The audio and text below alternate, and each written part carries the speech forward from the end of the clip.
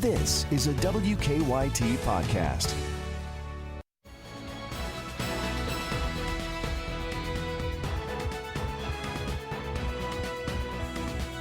Good morning from WKYT News. I'm Bill Bryant, and we welcome you to Kentucky Newsmakers. Glad to have you with us. Kentucky is slowly reopening some things, and it's a lot different with limits and rules on customers. Later, we'll be talking about retail businesses trying to find their way back after being shut down for weeks. Todd Griffin of the Retail Federation will join us shortly. But first, we'll focus on restaurants. Of course, some restaurants won't make it going forward. The food barn at the Summit at Fritz Farm in Lexington is apparently closed for good. Others are open now with limited seating and other restrictions and requirements and kind of testing the waters. So what are the challenges ahead, and how much will restaurants be transitioning to a more long-term hybrid of dine-in and carry-out options? Joining us first today is Stacy Roof, who is the president of the Kentucky Restaurant Association. Stacy, thank you so much for being with us. We appreciate it very much. Thank you for having me. You know, restaurants are just roaring heading into March, and of course preparing for basketball crowds and other spring events like Easter and Mother's Day, and then the pandemic, and so many were shut down, had very few options as to what they could do. Others went to pickup only. It is not an easy business even in the best of times, but how tough have these recent weeks been for restaurants?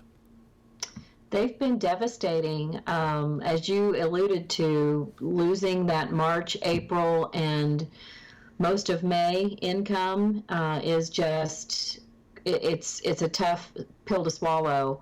Restaurants typically make less than 5 cents on every dollar, so it's a volume and numbers game, and being closed down all the way certainly removes some of your overhead. But rent still due, and you still have some people that you're paying. You know, we have about 200,000 employees in the state, and it's estimated that 80 or 85% of them were furloughed or laid off. So that's a huge number. The economic impact in April alone was the loss of about $550 million in revenue. So it's a big hit. Yeah, I mean, and these are people who have to, the owners have to pay their leases, their ongoing expenses, even if they were able to let the employees go and get on unemployment for a time, right? That's correct. Yeah, there are a lot of things that go into the business, not the least of which is making sure that even if you're closed and you're maybe doing curbside or carry out and delivery, you still have to make sure that all of your cleaning and sanitizing, you know, and then some is on par. Yeah. How helpful was it for the restaurants that opted for pickup and delivery? In the state relaxed rules on alcoholic drinks, allowed those to be sent along with meals. Was that helpful right in the thick of all of this? Yes, it was very helpful. It was something that we actually pushed for, and I'm so glad that it happened the way it did. And I hope we see it continue. Our operators have really been able to use that to sell some of the inventory, particularly of wine or other spirits that they had. And, you know, there's not as much labor tied to that when you sell that. So it's been a real help to get them through these last few weeks. This was an executive order, so your hope now is that when it comes to having the ability to deliver alcohol, that will become legislation and permanent law? Yes, and we're seeing other states do that as well. There was already this trend toward more pickup and delivery before this sudden situation made that the norm for a time. Did you see restaurants now going forward having a more hybrid model with a sit-down experience and more takeout options? Yes, and I think as customers gain confidence, we can't just flip a switch. People aren't going to immediately go back to what they did normally 3 months ago. So I do think that we'll see a lot of restaurants kind of keep what's been working for them in play. They want to sell whatever they can sell to whoever will buy it in whatever way is convenient. And if that means that they'll keep delivering or they've bumped up their carryout or curbside efforts, then I think you'll see that a lot going forward, because now the name of the game is making customers happy and keeping them comfortable with all the ways that they can receive the food that we create. It would seem this third-party delivery business is here to stay, wouldn't you think? Yes, it is. Some of them are easier to deal with than others, but a lot of restaurants do their own delivery, especially the last 2 months, because they are able to utilize some of their personnel that way. Some restaurant operators have told us that they are not in position yet to reopen to in-store dining, or at least they don't feel quite comfortable just jumping in right now as much as the state would allow. What are some of the factors that cause people to take different approaches to moving forward? I think it's just options. Some people they know their staff well. They know who's able to come back immediately. They know who may have childcare issues and not be able to come back really well into June. So there are many, many factors. They know their business, they know their customers. Maybe they're not a reservations-based model, and that could come into play there. But our point and our position has always been we'd like for them to have as many options at their disposal as they can have. And if that means they choose to wait a few weeks, see how things happen, maybe they're working on an outdoor option that's not quite ready yet.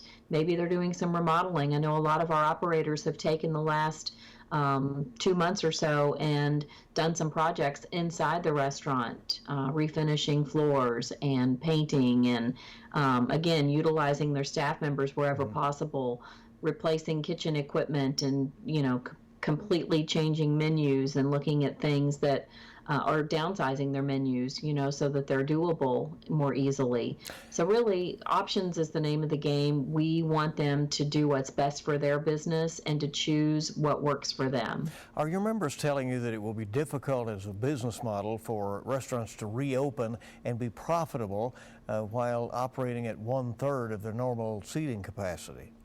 Yes, that's really challenging. In the couple of conversations we had with the governor's office, when I was asked about 25%, I said, absolutely not. That number just won't work for operators. It doesn't make sense to open at that number. I suggested opening at no less than 50% to begin with, and then they came out with 33. So it is nice that they're able to use outdoor dining as much as they can, still with social distancing. But for operators that have space outside, that will be a significant help. How helpful is it that many cities across the state are apparently in the process of relaxing the rules or even closing down streets to give restaurants more outdoor space to have some tables outside where they can have many more people come to their place of business? That's been great to see. We've seen it here. I live in Louisville, and we've been talking to cities all over the state, really, and we've shared language that we helped draft with input to some mayors, and kind of gotten that out to some other cities as model language, really.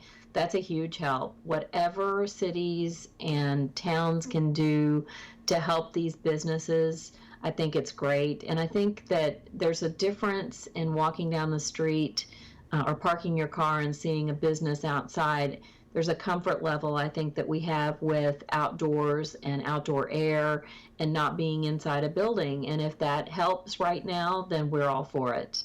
Al fresco dining, right? Yes. out in the air. Is it hard for restaurants to, and you mentioned that the child care being, it is going to be a challenge for some right now while it is not open, and some of the servers are apparently going to try to get back to work. But is it hard for restaurants to get their workforces back in order for a variety of reasons, including that many are receiving unemployment and may not be ready to get back out among the general public just yet? I think that different businesses have different challenges in that area.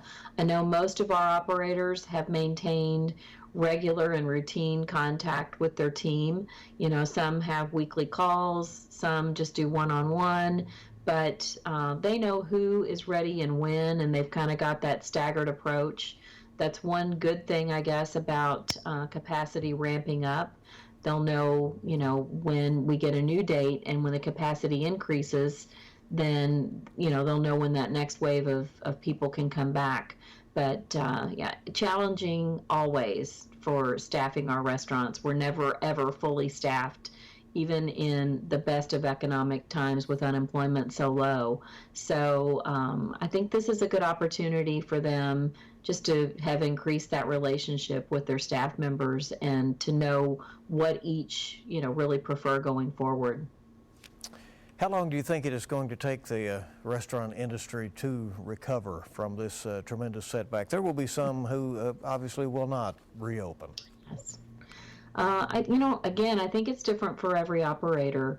It depends on how well financed they were going into this. What kind of reserves did they have? What kind of relationship do they have with their landlord, or do they own their own space? How big? Do they have partners? So there are a lot of factors there. But I think that our economy as a whole, it's going to take a while. This time next year, I hope that things look what we consider to be, what used to look normal to us. But I think that it's a big hole that we have to dig out of, and we're a ways away from financial stability for many of our restaurants. There may not be a typical restaurant operator, but there certainly are some traits that many of them have, and I would have to think that hard work and willingness to do that is one of those that would be top of the list. Definitely, and it is not an easy business. We have to comply with so many regulations, permitting, license holding. We've got the ABC, the health departments, you've got cities, you've got state. There are a lot of things to comply with, but at the end of the day, we're a people business. We employ, the second largest amount of people outside healthcare in the private industry in Kentucky, and we're people heavy, and we want to make people happy when they come into our businesses. We want to bring them their favorite food or drink items, and it's been very hard to not have those dining rooms open, but I have seen some huge creativity. Our operators are amazing and continue just to show me how resilient they are, and just to see all the different things that they've thought of, meal kits and the to-go orders and all of the virtual wine dinners and virtual coffee meetings and things. It's just been fantastic to see all of that develop. And some temporary measures may become permanent solutions, as things go forward. It'll be interesting to see what endures out of this.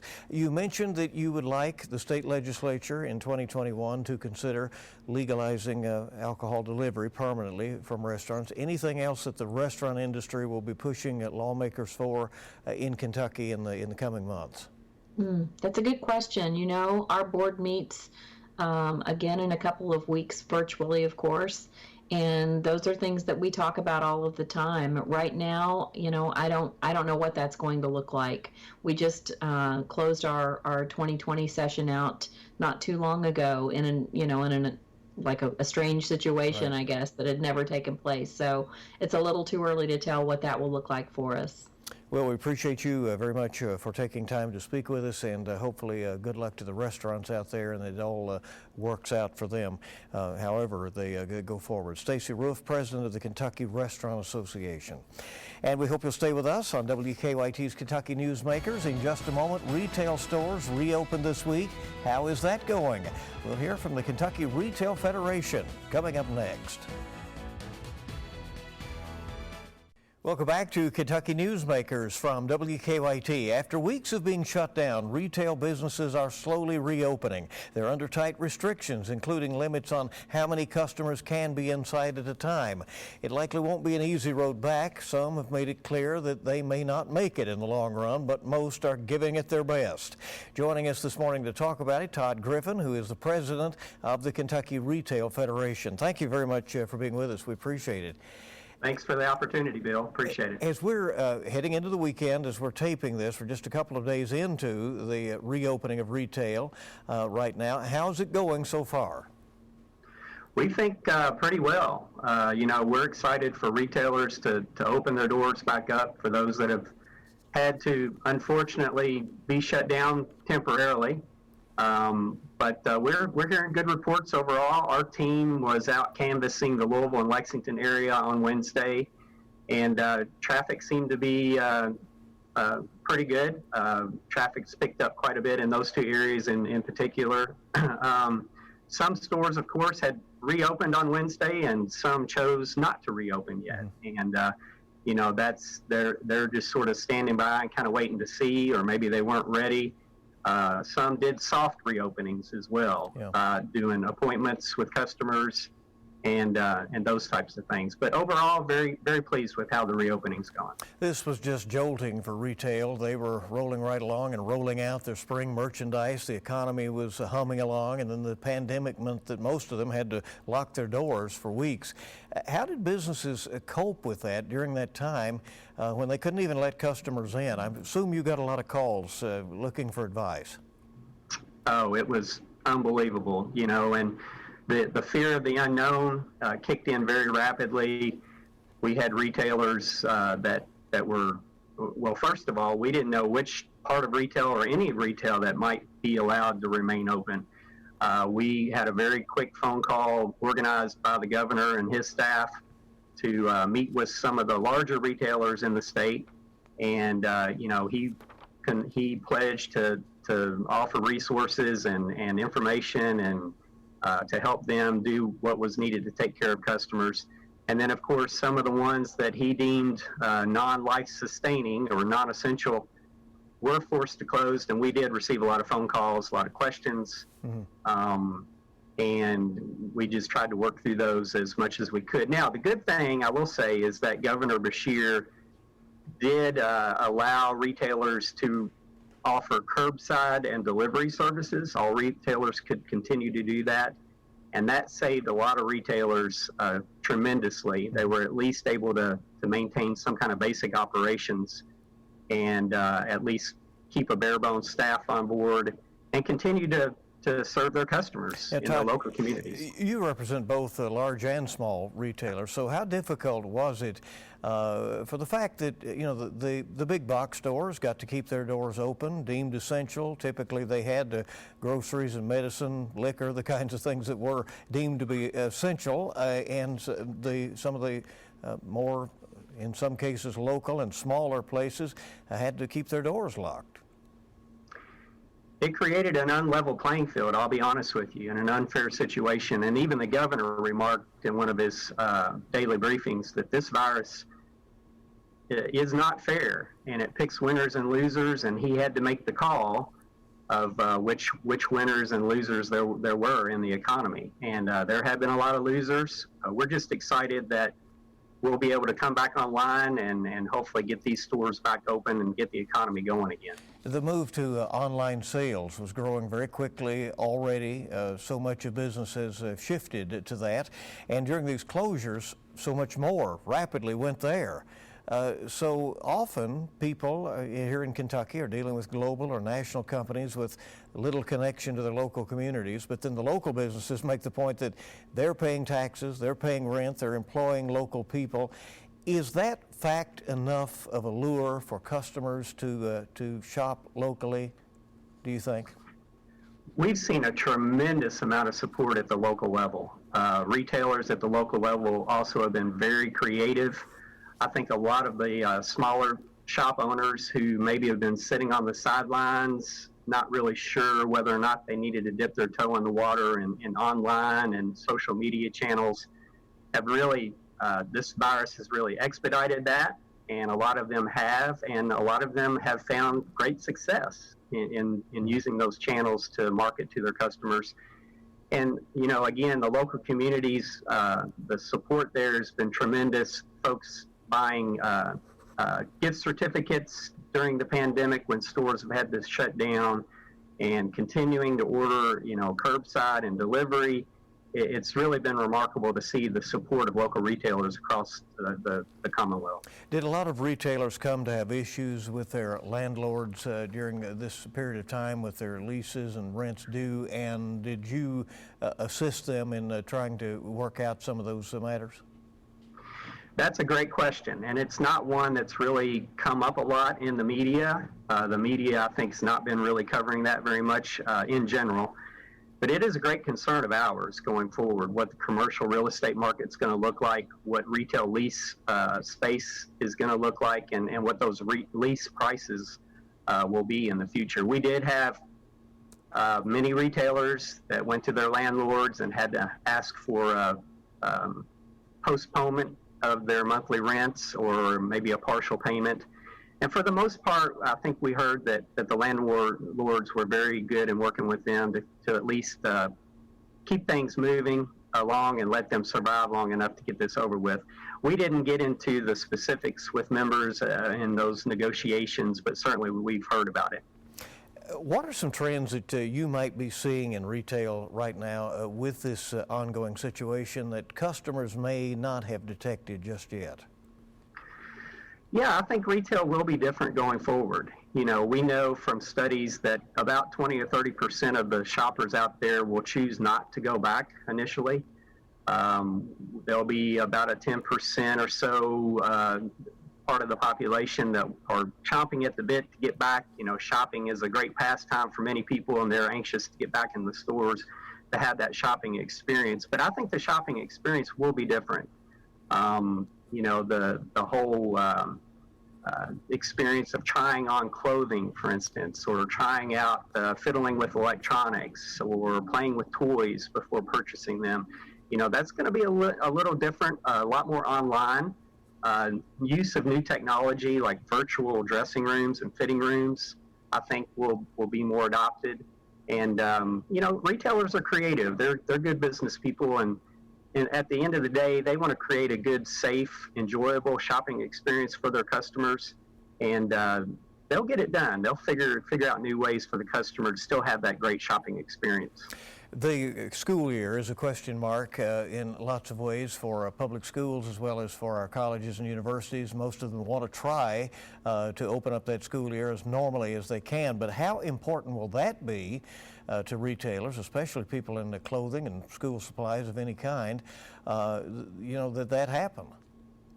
Yeah, that'll be hugely important. You know, I was glad that the governor on Thursday night announced that he had two goals really in mind. Number one was to get the economy back on track and reopen businesses. And then the second was to make sure that our students could go back to school in the fall. So, you know, we know what the goals are for the state. It's imperative that everyone is on the same page and trying to reach those and to do their part in being responsible, not only as shoppers, but as, you know, just Kentuckians in general, and help their fellow Kentuckians in doing that. But yeah, the back to school shopping season is almost as big as Christmas and the holidays for some retailers. And I know that they're anxious to know what to do as far as ordering school supplies and stocking up on those. I mean, they're doing that right now to try to get ready and put orders in place for the right type of inventory. So, you know, that's one thing that a lot of folks don't think about is the movement of inventory and the lag times in inventory. There were a lot of retailers that had inventory ready to go, and I think you mentioned that earlier for the spring shopping season. That inventory will need to be moved out now for very quickly. So, you know, customers may see some pretty good opportunities and sales on some of that merchandise. And then as retailers move into the back to school season and then the holiday season, you know, they've already made those orders for that. So it'll be interesting to see how that plays out and the inventory that moves through the stores as we go forward. Well, it certainly will be. Spring clearance sales for the spring that kind of didn't happen. All right, Todd, we appreciate you very much for taking some time with us. We appreciate that very much, and we'll talk to you later on about what you might have as far as an agenda for the legislature coming in next year. We appreciate you. And stay with us here on Kentucky Newsmakers. We will be right back. Welcome back to Kentucky Newsmakers. We are now several months into the COVID-19 pandemic. There is still no vaccine nor a proven treatment. President Trump is continuing to tout a drug, hydroxychloroquine, without clear proof that it works. Our national political analyst explains. Hello, I'm Greta Van Susteren, and here is your full court fast break. Controversy and confusion surrounding hydroxychloroquine. Researchers hope the malaria drug will cure COVID-19, but recent studies have been inconclusive. Small trials showed promise, others showed little to no benefit. Some studies saw a higher rate of death in COVID-19 patients taking the drug. Others barely saw a difference. Meanwhile, the FDA warning against using the drug outside a hospital or clinical setting. It says hydroxychloroquine can cause life-threatening heart issues, but it doesn't say the risk level, high risk or low risk. Big difference. And news from 1600 Pennsylvania Avenue, President Trump says he takes hydroxychloroquine every day. I think it gives you an additional level of safety, but you can ask, many doctors are in favor of it. I spoke to Dr. Anyema Obuagu, an associate professor of medicine at Yale University, to learn more about hydroxychloroquine. I take it, I'm not a doctor, but that if you're an older person without any heart issues or a younger person without any heart issues, that the younger person is probably a little safer than the older person. That is correct. Again, I just want to be clear that, anecdotes about tolerability of a drug or efficacy of your drug by single individuals are not science. And that's why there's a lot of effort to rigorously study the effect, the efficacy and safety of hydroxychloroquine. I think that, there are multiple studies now and that evidence is building that there could be a lack of benefit, but more concerning are the potential risk of harms for users. Want more Full Court Press? Check out our weekday show, Full Court Press Now. And as always, tune in on Sunday. We bring politics home, covering the national stories that impact you. And remember, you can catch Full Court Press with Greta Van Susteren this morning at 11:30 on WKYT. Thank you so much for being with us for this edition of Kentucky Newsmakers. I'm going to take a couple days off this week. I'll see you later in the week on WKYT News. But we're always here bright and early with WKYT This Morning, and you make it a good week ahead.